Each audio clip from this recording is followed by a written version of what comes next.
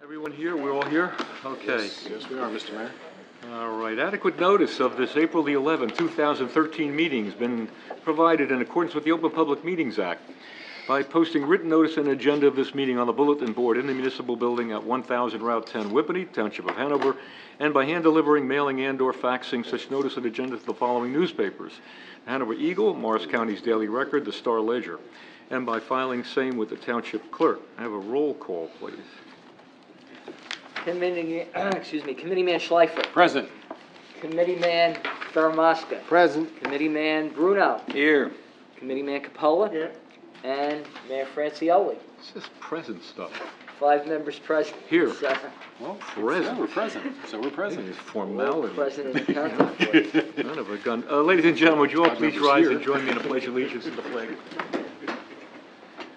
I pledge allegiance to the flag of the United States of America and to the republic for which it stands, one nation, under God, indivisible, with liberty and justice for all. Thank you very much. Please be seated.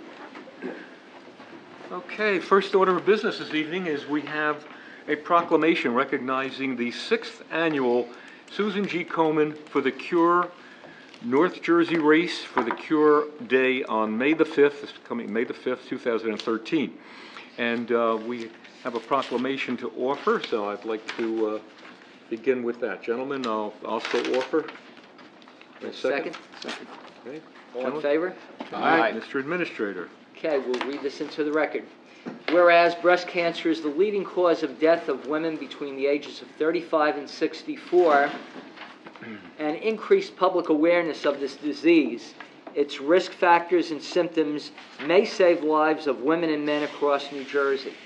And whereas Susan G. Komen for the Cure is dedicated to education and research about causes, treatment, and the search for a cure. And whereas the Komen National Race for the Cure series, an event of the Susan G. Komen for the Cure, is the largest series of 5-kilometer races in the world, raising public awareness and much-needed funding for breast cancer research. And whereas on Sunday, May 5th, 2013, runners, walkers, survivors, co-survivors, and volunteers will unite at a new race location to be held at the Essex County South Mountain Recreation Complex for the 6th annual Susan G. Komen for the Cure North Jersey Race for the Cure 5K certified run, 5K walk, and 1.5K fun walk event. And whereas last year the Susan G. Komen for the Cure North Jersey Race for the Cure brought just over 5,000 women, men, and children from northern New Jersey and beyond, and raised over $1 million for the North Jersey service region to help fund breast cancer research and provide local community life-saving education, screening, and treatment services.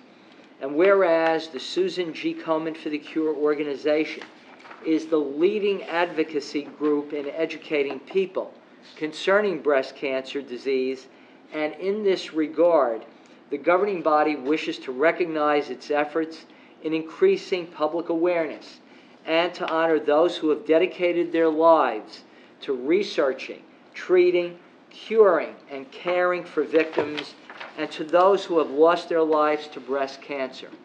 Now, therefore, be it resolved by the Township Committee of the Township of Hanover in the County of Morrison, State of New Jersey as follows. 1, that Sunday, May 5th, 2013, is hereby proclaimed Susan G. Komen for the Cure North Jersey Race for the Cure Day in Hanover Township.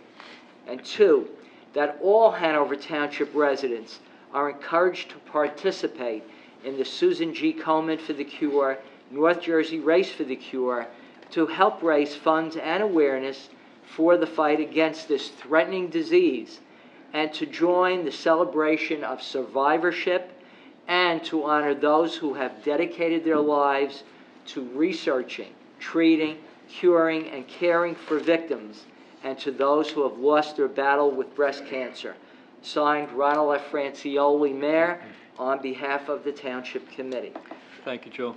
I'd like to present this. I know everyone here on our Township Committee has had an experience that involved this dreadful disease.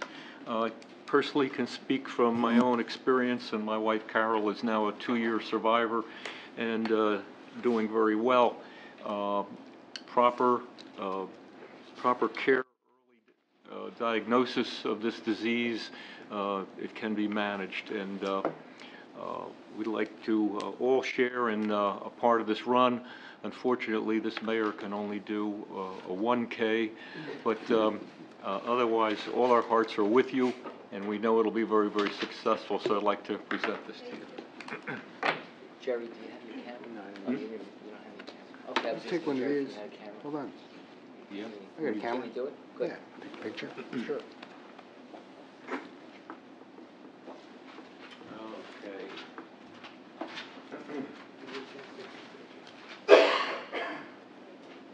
Where do you want it? Right, face to right, right this way. Turn your light on. Big smile. Interesting, huh? Thank you.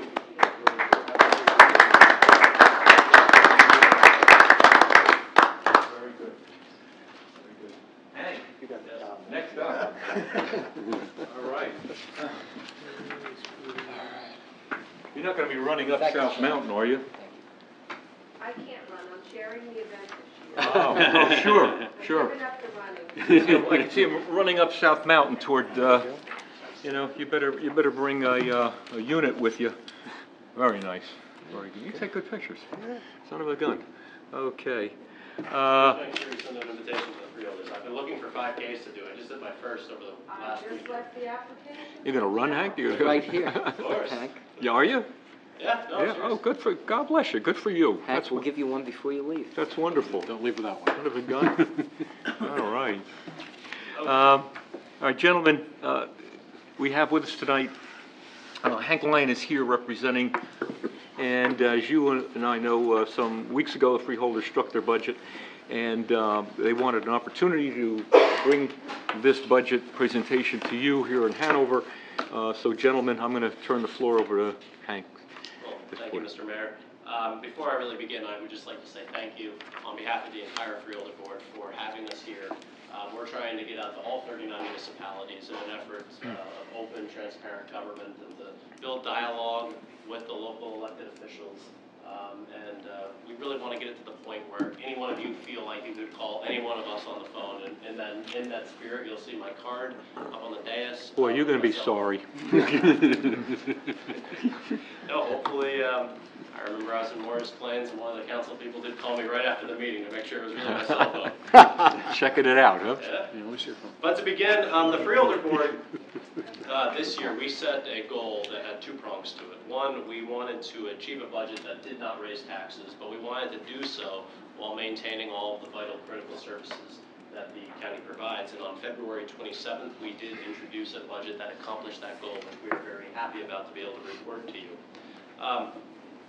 When you actually combine a $3.9 million cut in the open space tax, the net effect actually is a 1.7% decrease, and I would like to pause right here for 1 minute on open space and actually. I would like, if you would be so willing, to provide feedback specifically on what I'm about to say. This is the 6th year in a row that the county has reduced the open space tax, and over those years, what we've seen is that the number of applications for our open space trust fund from the municipalities really have started to be honest, to plummet. And currently, as we sit here, we have $75 million in unencumbered funds sitting in our reserves, and that is built up over a number of years, even though we have cut the tax for the last 6 years. And so discussions at the Freeholder Board are really beginning about what is the future of the open space program. I've been to some municipalities, and people have recommended that we, we've bought a lot of open space in the last 20 years, but now we need to maintain it and somehow set up a fund where we could potentially give money to maintain open space. There are a number of options, but I'd really like to get your feedback to see if you've seen the number of applications decrease, and then if you have, what your personal opinion about the program is. We were able to maintain the 0% tax increase even in the midst of these difficult economic times, and our actual spending was reduced by about $2.3 million. Specifically as to what that is, I'll get to in a minute. The next page is just an overview of county finances going back to 2007. We wanted to highlight that since it really is the years where the economic downturn, and we just wanted to give an overview of where county finances have been in those years. Our no tax increase was achieved. First and foremost, we really want to give kudos to the governor and the legislature for the historic pension and healthcare reforms that they were able to achieve a few years ago. We're really starting to see and benefit the fruits of their labor, as I think a lot of different government entities are. And we saved over $1 million in pension and healthcare costs because of those reforms. In addition, we were able to save over $2 million related to healthcare plan redesigns.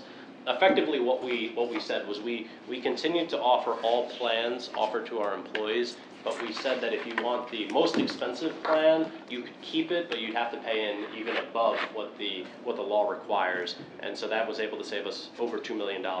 We have a $1.1 million reduction in salary expense. That reflects 63 less employees in this budget versus last year. That is primarily the result of outsourcing the housekeeping services in the Morrisview Healthcare Center. Starting in about 2008, the Freeholder Board started looking at non-direct care services for Morrisview to outsource to private companies. So things like laundry, food service, now housekeeping. And each time that they have done that since then, what we found is that the level of service either stayed the same or actually in some cases increased, i.e., for instance, the food. We've actually heard great things about the food now at Morrisview relative to what it was beforehand. But in addition, we've got significant cost savings. So from our view, it's been a no-brainer, and we're very excited about that. And this 0% tax increase is actually the first time in 15 years that the county freeholders have been able to achieve that, so we're very happy. It is a big pot of money, though, and I just want to highlight some of the places that we invest the resources, since they are all of our resources as county residents. We continue to provide over 500,000 meals through our Meals on Wheels program. That's the combination of home-delivered meals and the congregate sites. There are 15 spread throughout the county. Morrisview, which I mentioned a minute ago, does continue to remain home to 283 individuals. We have level funding to County College of Morris, the Morris County School of Technology, and the Morris County Park Commission. And then in addition, we continue to provide a wide variety of human services programs. In fact, actually, in addition to being the budget chairman, I am also the liaison to human services, so I have gotten to really know these programs quite well over the last few months. We also, as you know, provide many public safety services for all municipalities in the county. And the one I'd really like to highlight at the very bottom there is the Juvenile Detention Center and the Youth Shelter. I was actually there this afternoon.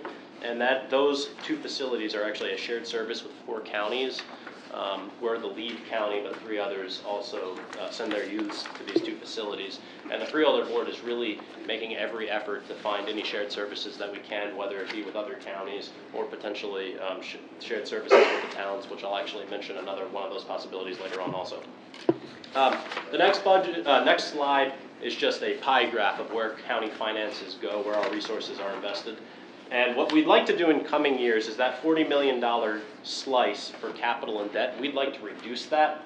We feel confident we're going to be able to, because fortunately prior freeholder boards have been very aggressive in maintaining our infrastructure. And so when you look around at the county's major facilities, they're relatively new. And so we feel pretty confident that we're not going to have any major upgrades or additions or construction of new buildings anytime in the near future. And those are what really put pressure on our debt. So we feel confident that in the future we're going to be able to reduce that. Now we at the county and the budget committee talk structural balance on a regular basis, because it's one thing to have a good 2013 budget, but it's not so good if that comes at the expense of 14, 15, 16. And in our case, the county does have a AAA bond rating, which saves county taxpayers money, but then we also open that up through our improvement authority to all municipalities and school boards, so that also those entities can save money. And so that's very important to us, that we keep the structural balance. And what I'd like to highlight in particular is the bottom there. The use of our surplus remains unchanged. Technically, we actually are using less surplus this year by about $200,000, but effectively it's remained stable. And we feel that's important because sometimes you'll hear people didn't raise taxes, but if you get into the details, you'll find out that they used a significant amount of surplus. And so one of the reasons we feel very strong about our budget is that we actually use less, and we're still able to maintain our zero. Now, getting on to capital and debt, which I talked briefly about before. Typically, the Freeholder Board has aimed to bond about $25 million a year, and we are committed to reducing our overall level of debt. And this year, we ended up, our level of debt this year is going to be $22.5 million in additional debt, so about 10% reduction. But we do have several projects under construction. We continue to upgrade the Public Safety Training Academy. That's really the last major facility we think we're going to be upgrading, and it should be open relatively soon. We're renovating at the Central Avenue complex into a multi-use human service nonprofit mall, and I'd like to just talk about that for a minute. What that is it's a single building where nonprofits throughout the county are going to be able to come together, and we rent it out for about $1 to each group. But it actually ends up saving us money because for a number of years we've been paying about $350,000 for the St. Clair's Behavioral Health Program that's in Parsippany, and they are now going to be our anchor tenant at this new facility, and so we will no longer have to pay that. And all of the tenants are going to be nonprofits really focusing in mental health, which is a coincidence, but I find it very interesting since mental health has been in the news so much recently, unfortunately ever since the tragedy up in Connecticut. So it's kind of interesting that that's opening this year. And then also at the Central Park of Boris County, we are finalizing our 4 multi-use turf fields at that facility that should be done this spring. There are a handful of additions to the county budget this year, not a lot, but I did just want to briefly highlight those. We provided an additional $30,000 to the Morris County Tourism Bureau for a number of special events that are coming up, one being the 2014 Super Bowl. In fact, actually, one of the teams in the Super Bowl will be practicing in Florham Park at the Jets facility, and they will also be staying in Morris County, and so we're hoping to take advantage of all the special opportunities, including the Super Bowl. We provided an additional $20,000 to the Morris County Economic Development Corporation to, again, hopefully spur economic growth as much as possible. We provided in this budget $40,000 for the disposal of ammunition and fireworks. This has been a service that's been provided by the MUA at the county for a number of years, and it was funded through a grant by the state of New Jersey. And this year, that grant has been eliminated by the state, and so rather than pass that $40,000 on to the towns, the board felt that it was best if we took that. And then we've retained a chief information officer, and this is when I was talking about potentially more shared services with the municipalities. What we've found is that many towns feel it's very difficult for them to have IT services because they don't have the economies of scale at their level. And so we brought on a CIO, and he was hired about a month ago, but we're in preliminary discussions with him to see if it's feasible to have some sort of cloud computing model where we would be able to provide those services to the municipalities. It's not ready to roll out at the moment, but hopefully in about a year we'd be able to come and actually say this is what we could potentially provide. So keep your ear out. Now this page is I actually find in a lot of ways the most important page. It's the one nobody likes to talk about, but it's very important. What are our risks going into the future? And the Freeholder Budget Committee, our number one risk that we have identified is uncertainty of Medicaid funding for our Mooresview Health Care Center.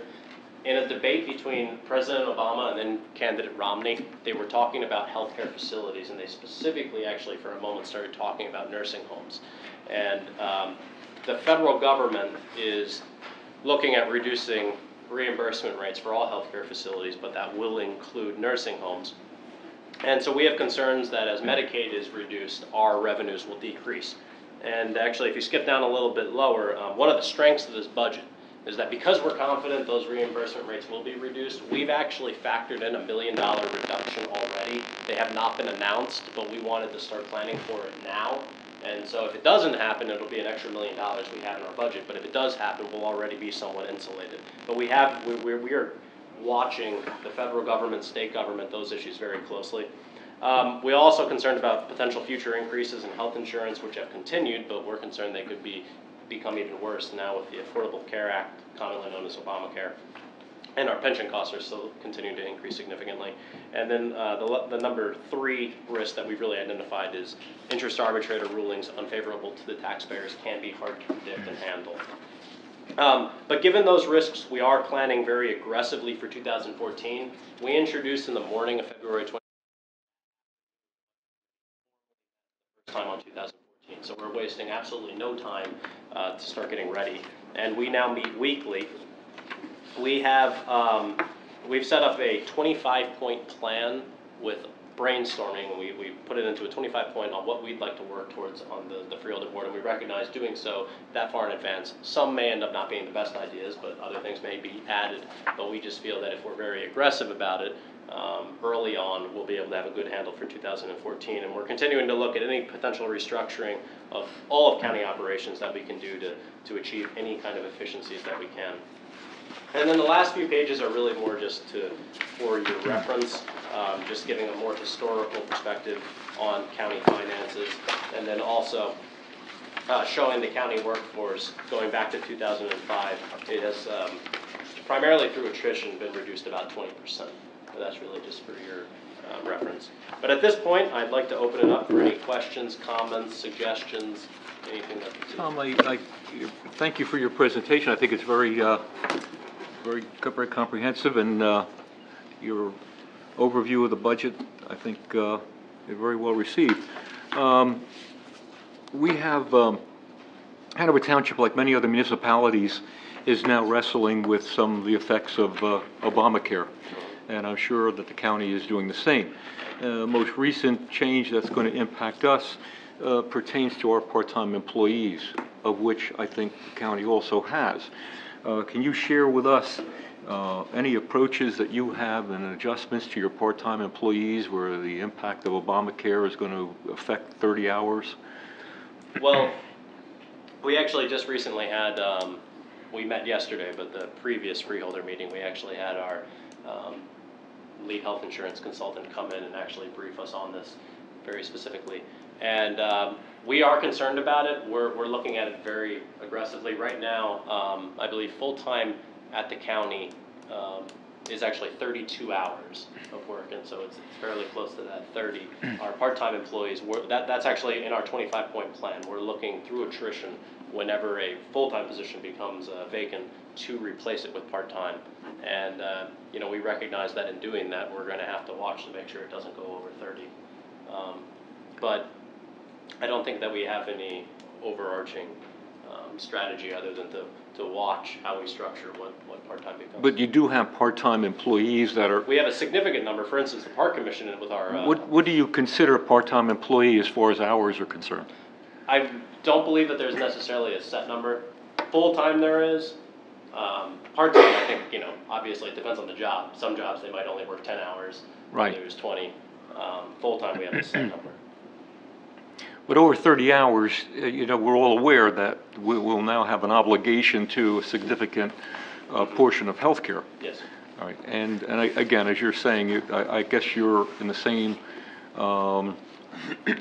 mode that we are, and that the county's exploring their options and looking at it.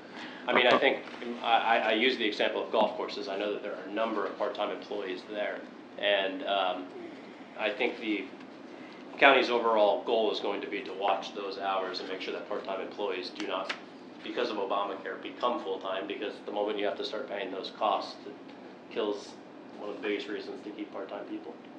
Yeah, I'll probably be making a comment a little later in this meeting for the committee. I thank you for that. I see that you are putting dollars now in this year, I think probably the first year, into your economic development It's been a number of years. And I'm happy to see that, I really am. It's a reasonable amount of money, some $25,000 or that. And well, that's an addition. So we have provided between economic development and tourism, we were right around 300,000, and so now we've increased the 30 plus the 20, and it was about 50-50 tourism and economic development. All right. They, having met with the Economic Development Committee on the county level several times, I know they're in the early stages of really trying to build up the effectiveness of that area, that department. and I think, as I said, I commented it's a reasonable amount of money. Hanover Township, as you may know, is going aggressively at their economic development, and it's really bearing fruit. This year, I might say that our municipal budget will be probably in excess of 30,000. Yes. I think, Sylvia, right? Which includes some website work, et cetera. So again, I think all of us who can afford to, and municipalities that can afford to, have to look at a focus on their economic development in their towns. You know, if we're going to It's close to 40. dig our way out. Which? It's close to 40. Okay. Close to 40? Yes. Okay. Even much better. So that's fine. Are there any questions from the township, members of the township committee for Hank at this time? I don't have any questions, but I just want to congratulate the county. Outstanding job, a 0% increase. It's Good just budget. outstanding. So if you can bring that message back, that's, you know, we're all taxpayers as well, so thank you. Let's have the same goal in 2014, right? What's the occupancy rate of Morris View? At Morris View, it's up this year for the past 6 months or so. There's 283 beds, so technically speaking, it's not home to 283 individuals. And I think yesterday we got the yesterday's number. I want to say it was 266. Now, So- the other question is, I know one of the issues you folks have been talking about is combining park police with the sheriff. Mhm. Is that anything in consideration at this year? Yes, absolutely. I think the board, I would say a majority of the board feels strongly that there is a potential restructuring that could save significant amounts of money. Now, I will not necessarily say that a majority of the board agrees as to exactly what path that can take. Some examples have been merging the park police into the sheriff's office, merging the sheriff's office into the park police, which I do not favor that one.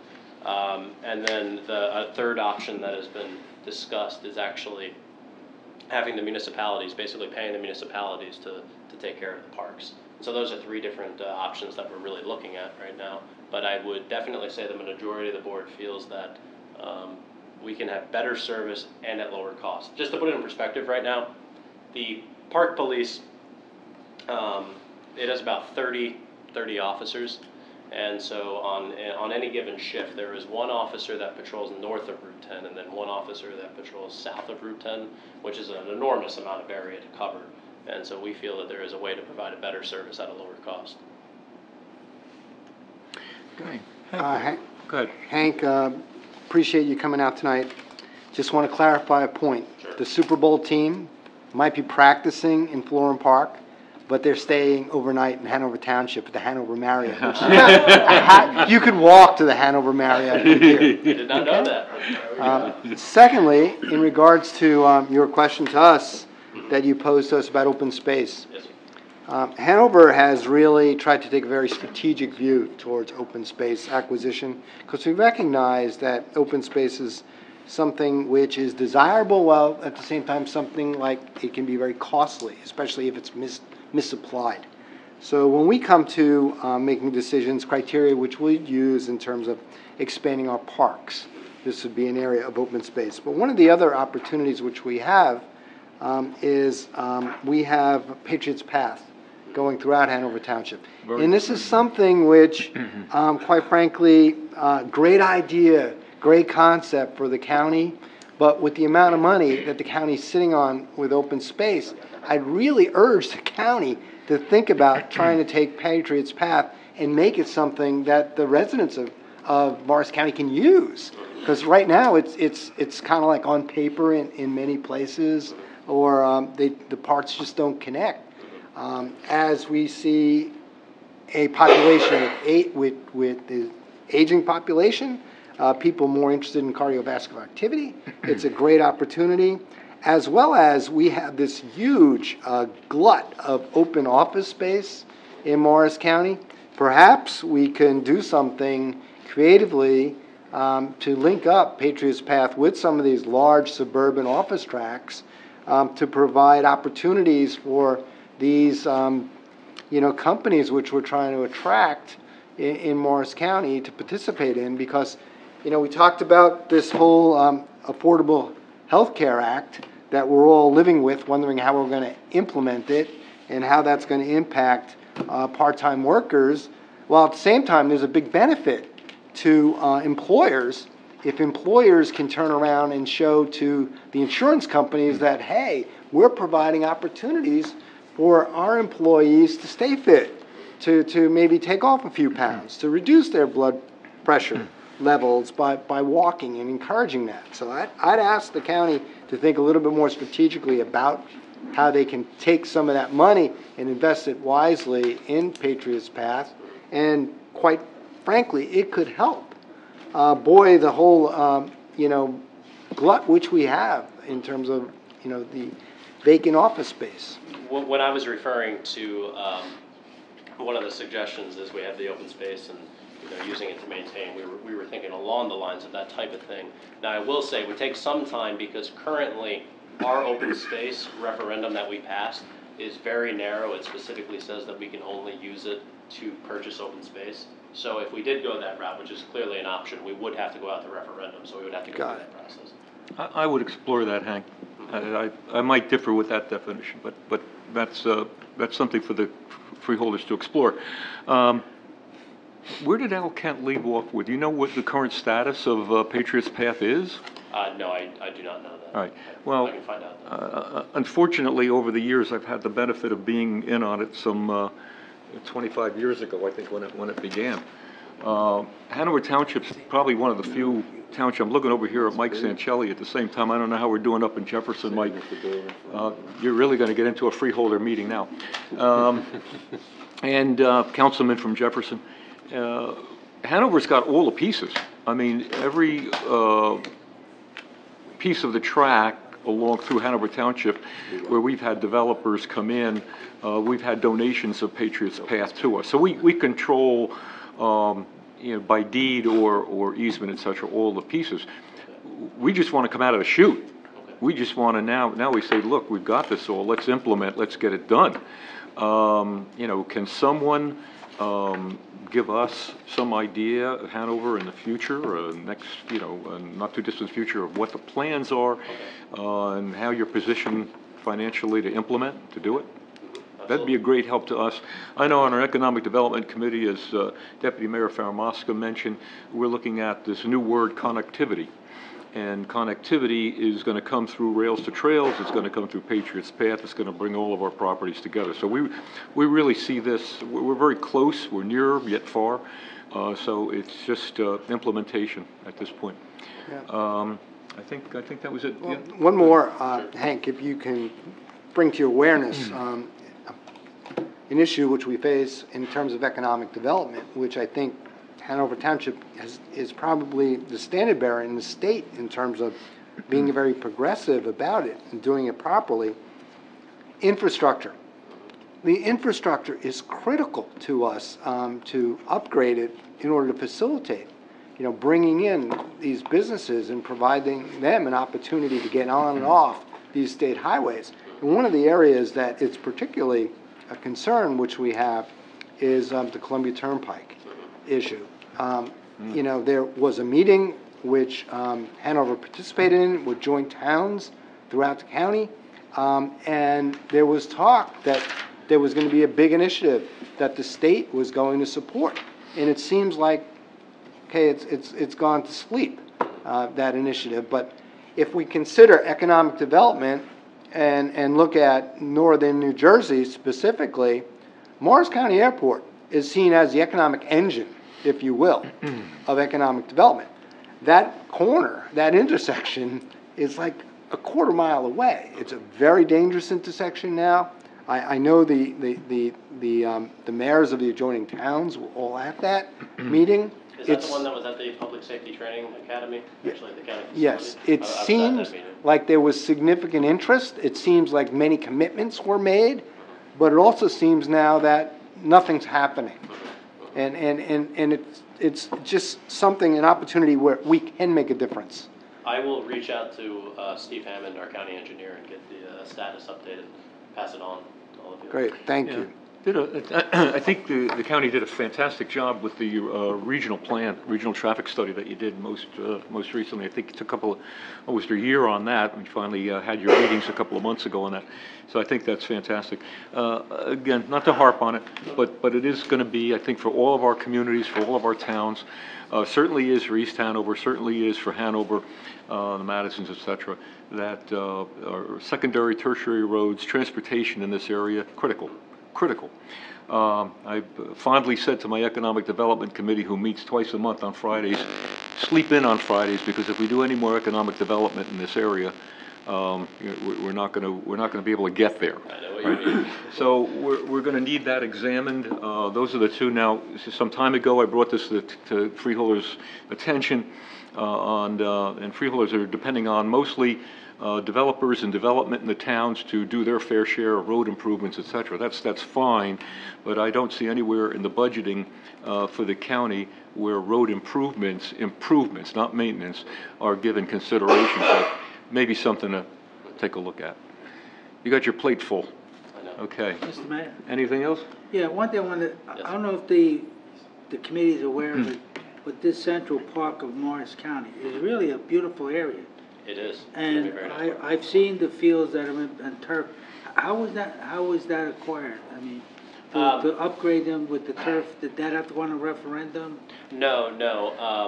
But Well, that is a the- beautiful area. I think not enough people know where it is. The land itself was acquired from the state. You know, the entire Greystone Hospital up there was owned by the state. And a number of years ago, 2005 or 2008, I think sticks out in my mind, the state transferred that to the county for $1. And then over the last number of years, the county has been upgrading with the roller rinks. There's Oh, yeah. a baseball field on Baseball the one fields, side. everything. And then just this past, in 2012, and now going to be completed in 2013, the county has embarked on the turf fields project. Now, I do have to put out a disclaimer, only because I feel like it wouldn't be fair if I didn't say it. I actually didn't support the turf fields in my vote, but it is going to be a really nice facility, I will say. It really is a nice area. It's going to be really nice. Thank you, Hank. You're welcome. Thank you. Appreciate it. Very good Thank you. presentation. Thank Thank you you for very much. having me. Please give our regards to the balance of the freeholders and Absolutely. freeholder director. Thank you for coming in tonight. Thank you for having me. Very good. And tell them what a great job they did. We Good. appreciate it. Okay. All right, gentlemen, at this juncture, I'd like to open the meeting to the public. Any items not So appearing on the moved. agenda? Second. Moved and seconded. All in favor? Aye. Okay, the floor is now open. Anyone who would like to address the Township Committee can do so from the podium, giving us your name and address for the record. Seeing none, hearing none. Oh, were you going to get up? No, Michael? No? Oh, all right. Oh, I thought I was going to give you a shot, but all right. I don't know, I'm just observing, Yeah. actually, all the years I've been in Hanover Township, I never came to a committee meeting. And I'm 14 years on the town council in Jefferson, so I was down this way tonight, and I said, I'm gonna go sit in and listen in. Hey, let's see how, People in Hanover Township. see how the big boys work, huh? timing. People in Hanover Township are very important. You guys do an awesome job.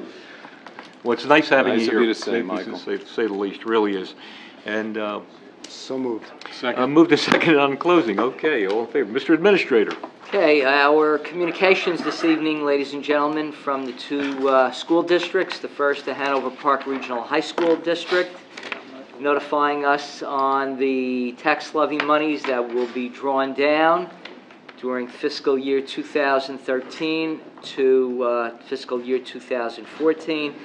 The monthly payments on the drawdown of tax monies will be $928,053.50.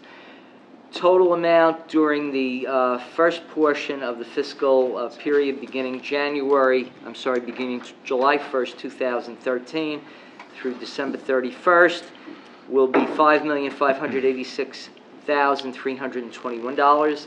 And then the second portion of the fiscal year between January 1st, 2014 through June 30th, 2014 will also be $5,568,321. May we have a motion for approval?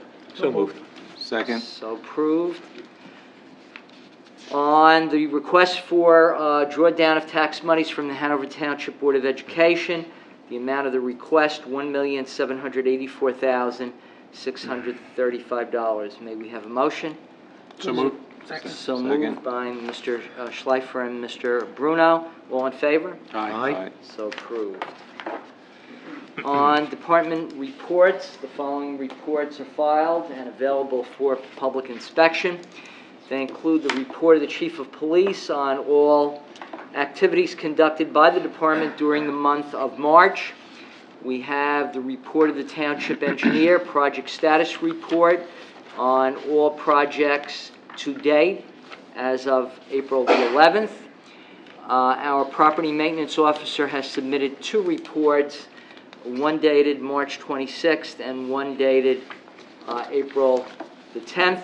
And finally, our superintendent of Public Works, Buildings and Grounds and Park Maintenance has submitted 2 reports for all activities conducted by the department during the month of March 2013.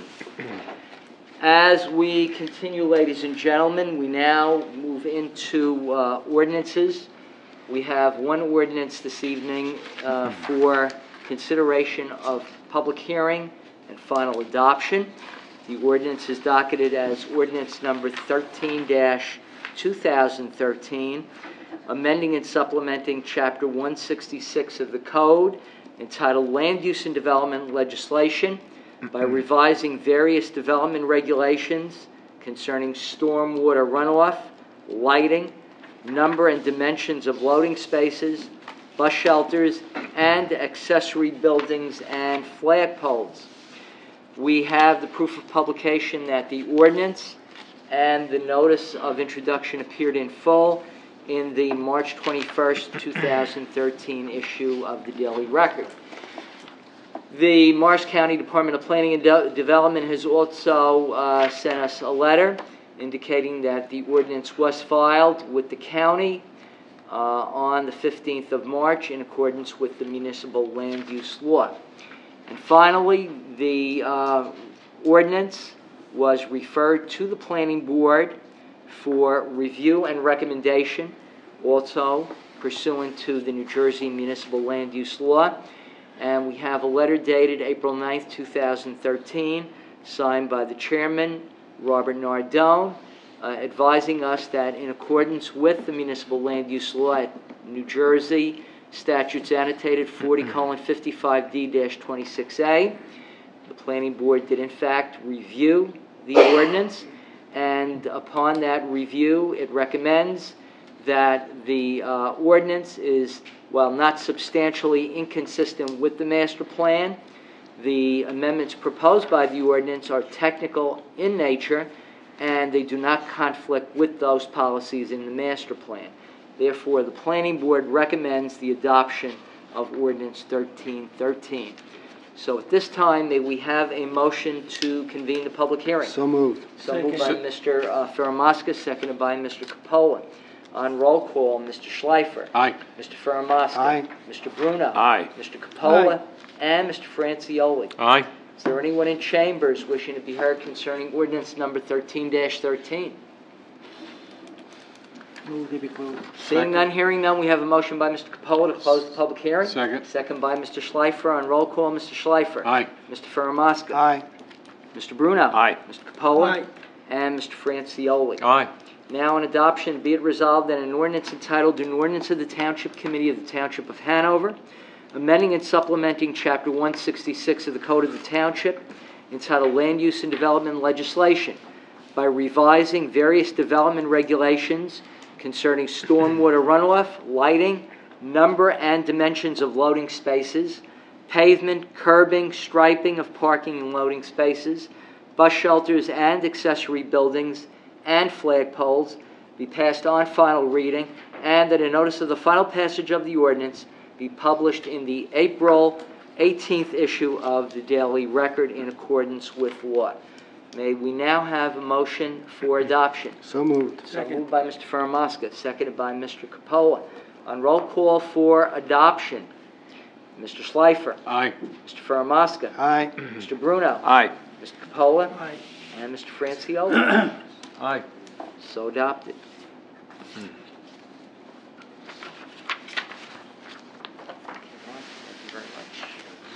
Now, ladies and gentlemen, we have ordinance number 14-14.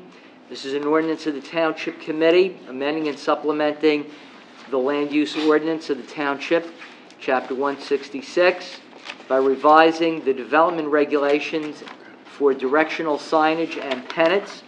This ordinance will be further considered for public hearing and final passage at the Township Committee meeting to be held on May 9th at 8:30 p.m. here in the main meeting room. And at that time, any person wishing to be heard concerning the ordinance will be given the opportunity to comment. It is further resolved and directed that the Business Administrator Township Clerk is authorized and directed to advertise the ordinance in full with the notice of introduction thereof in the Daily Record in accordance with law. May we have a motion on introduction? So moved. So moved by Mr. Second. Fermaska, seconded by Mr. Bruno. On roll call for introduction, Mr. Schleifer. Aye. Mr. Fermaska. Aye. Mr. Bruno. Aye. Mr. Capola. Aye. And Mr. Franciolo. Aye. So introduced. Now on page 2, ladies and gentlemen, we have our consent agenda of resolutions. There are no additional resolutions to add except for a motion that the Township Committee is going to add, and that is a motion to approve and authorize a site work agreement by and between the Township and Woodmont Realty regarding the former Colloid site on Cedar Knolls Road, and that is destined for the construction of 128 units of rental housing, including an affordable component. Are there any questions concerning any of the resolutions on the consent agenda or the motion on the site work agreement? Move to be approved. We have a All motion. right, under item 3, you got all covered, authorization. All right, just for the benefit of some of the public here, under item 3, which is part of this motion for approval, authorizing the execution of the developer's agreement with Horse Hill Development LLC concerning construction of a supermarket building, related site improvements designated as Phase A on property located at the intersection of Hanover Avenue, Horse Hill Roads, and Cedar Knolls, a.k.a. Block 701, Lots 1, 2, and 3. Is that you guys? I guess we're cool. All right, on the motion. Second. Okay, we have a motion by Mr. Capola, seconded by Mr. Fermaska. On roll call, Mr. Schleifer. Aye. Mr. Fermaska. Aye. Mr. Bruno. Aye. Mr. Capola. Aye. And Mr. Franciolo. Aye. So approved. Now, on the raffle applications, Give and Go Incorporated, which is a charitable organization out of Bergen County. We have raffle applications 2652 and 2653. May we have a motion for approval? So moved. So moved by Mr. Bruno, seconded by Mr. Capola. On roll call, Mr. Schleifer. Aye. Mr. Fermaska. Aye. Mr. Bruno. Aye. Mr. Capola. Aye. And Mr. Franciolo. Aye. And now, on the payment of bills, which is most important to the Chief Financial Officer and myself, may we request payment $4,426,579.79 to pay our bills. I make a motion, we pay the bills, Joe. Okay, thank you, Committee Man. We have a motion by Mr. Schleifer. Motion by the Director of Finance. Who made the second? I'm sorry. George. Mr. Capola. All in favor? Aye. Motion is approved, and Mr. Esposito and I thank you. Okay. We want to keep you out of jail, Joe. Thank you very much. What's the name of our representative from the Coleman? Gotta pay our bills. Sherry Ambrose. What's this? Sherry, C-H-E-R-I, Ambrose. Okay. Sherry Ambrose. Thank you. Is there any other business from the Township Committee at this time? One item from Recreation, if I may. This Saturday, April 13th, will be opening day of Little League. There you Always go. a big event, a fun event. The parade will begin over by Stony Brook Field, right down the street from here. It'll commence at approximately 10 o'clock, parading across the street to Veterans Field, where the ceremonies will begin at approximately 10:30. I believe all of us distinguished guests will be there in attendance, and we're hoping for good weather. Followed by hot dogs, which will be provided by the Knights of Columbus, and 1,000 hot dogs. So whether the weather's good or bad, please show up. They don't want to throw them out. So we hope to see everyone Saturday at opening day. With all those youngsters, I don't know, 1,000 hot dogs cover it? I think it probably will. They get very hungry. They eat them up quick, though. They get very hungry. Oh, thank you, Bob, for that, really. George? you got Yeah, Knights of Columbus, they are having it at Developmentally Challenged Drive on April 17th through the 21st. Also, on the 14th, at 8:50 to 10 a.m. with involving the Landmark Commission over at the First Presbyterian Church. Don Cadu will be talking on the history of the old ironworks, which is actually besides the Whippany River Bridge. There is also going to be a fundraiser for the Cedar Knolls Fire Department. Mark Sky's mind reading. It's supposed to be pretty good. If anyone that's interested, it's on the 19th. Contact Cedar Knolls Fire Department. I don't know that you want to read my mind. You don't want to read mine. I don't know that It's supposed to be funny. It's supposed to be good. All right. Blue and Gold Cup Pack, they're having their award ceremony Sunday. on Sunday, and it's to honor those scouts who received their Arrow of Light Award. I've attended almost every one. As a matter of fact, every one. They are really good.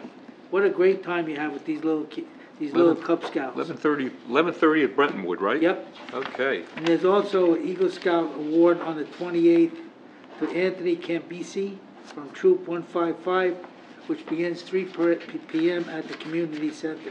That may be rescheduled That because may- of the work. Okay. But that is also really a nice event to see what they do to achieve their Eagle Scout recognition. That's it, Mr. Mayor. Thank you, George. Okay. Any other business? Yeah, we have one from the Environmental Commission. The Hanover Green Team, in conjunction with Employment Horizons, is presenting once again what we call Community Shred Day, which is a fantastic opportunity for you to safely and environmentally sensitively destroy confidential documents. So on April 27th, that morning, at 10 Ridgedale Avenue in Cedar Knolls, Employment Horizons, from 8 to 11 a.m., you are invited to come by. You can bring over 30 pounds of paper. Please remove all metal clips or rubber bands from it. Bring them there, and they will destroy it upon presence. You can witness it, and it's no charge to you.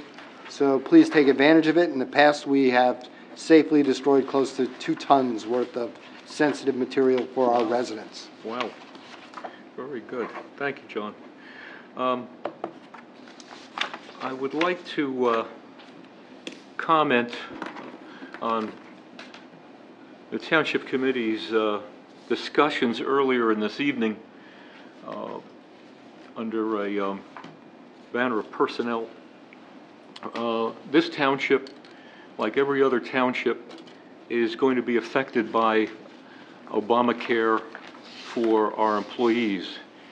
We recognize the importance, but we also recognize the responsibility involved and the additional expenses that would be involved for this town where health insurance is concerned for our employees. Health insurance, I need not say, is probably one of our most foremost costs of benefits in Hanover Township. Our employees who are part-timers do not enjoy the benefit of health insurance, and under Obamacare, those part-time employees working 30-plus hours would be entitled to health insurance. I might remind some of us that those plans for single might be in the neighborhood of $5,000 or $6,000, and for a family could be upwards of $16,000 to $18,000. Yeah, or 20. Yeah. That puts a significant impact on the township's budget, which is already under the umbrella of 2%. The Township Committee discussed this long and hard in trying to come up with ways in which to keep our part-time employees whole. And we discussed with advice of counsel what our options are here. And I must admit to you that the federal government and this plan does not give our municipalities any options where this is concerned. Any attempt by this Township Committee to modify this plan in some way or afford those employees some other benefits would not be looked upon favorably. We have no option but to take our part-time employees who are 30 hours down to a 28-hour work week. This will be implemented in July at the latest, and once again, it has to be in place for us to have a history of their hours and their employment from that date forward. It's regrettable. None of us on this township committee are pleased with some of the actions that had to take place in our community and other communities with the cutting back of hours on our employees, and in recent years laying off many of our employees in order to keep our budgets down and low. I understand the benefit. Benefit overall to our taxpayers is primary. And in order to ensure that the taxpayer is protected in this manner, we have to take these actions. We have no options. I want to make that abundantly clear, and the administrator in the future has, the administrator has already put out a notification letter to our department heads advising them the course of action that we may be taking, and we did take that action tonight. So that's precisely where we are. Thank you for listening to me. Can we mention what would happen if we were not to take this action? If we were not to adhere to that, The penalty. that we would be subject to a fine per employee of some $3,000 annually. We have 13 such part-time employees. So you can see what the impact of that is on top of what the cost of keeping those employees at 30 hours. The additional impact is obviously the cost of the health insurance plan, which is significant, very, very significant. It's a very difficult decision on the part of this township committee, but one we have to abide by. So that's where we are. Thank you. Any other comment from the members of the committee? If not, I'm going to open the floor once again to the public. Second. Moved and seconded. All in favor? Aye. All right, ladies and gentlemen, the floor is once again open. Anyone who would like to address the township committee can do so from the podium, giving us your name and address for the record.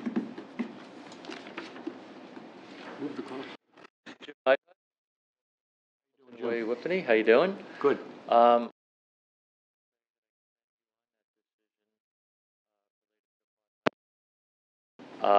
I think to do anything else would be irresponsible on the part of the Township Committee. It's something that the federal government decided, and they put those part-time employees in that situation.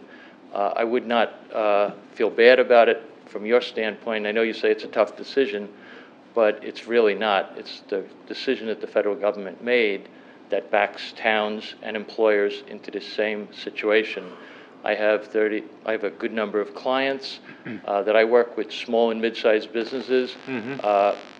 Their business plan for next year says do not go over 49 employees for this reason, do not go over 28 hours for part-time employees, convert as many full-time employees to part-time employees if they're in that bubble area in the 32 hour range. So I just wouldn't feel bad about it from a standpoint of having to make a decision. You always feel bad from a humanistic standpoint because these are your employees. True. You get to know them on a personal basis. They are like family, and they need to be they need to understand that this is a decision that's really coming from the federal government, and that you guys don't have any choice in that. So I support that decision 100%. Thank you, Jim, for the remarks, and it is so true. And I think, obviously, we do feel bad. We have in Hanover Township, in my opinion, in all the years that I've worked here, we have a wonderful municipal family. We work together tightly. We all have the best interests of the township involved. Whether you're on this side of the dais or the other side of the dais, I think we all work together very, very well. So, it's unfortunate. It is a mandate by federal government. We have no option. We don't have to like it. We don't, but we'll have to adhere to it. That's where we are. Thank you. Thank you. Any other comment from the public? Motion to close. Hearing motion to close. Second? Second. All in favor? Aye. Motion for adjourn. So moved. Second. Second. All in favor? Aye. We're adjourned. Very good. All right. How you been? You have as many people in your audience as we had, I noticed. Well, this was a very I was talking to Mr. calm night.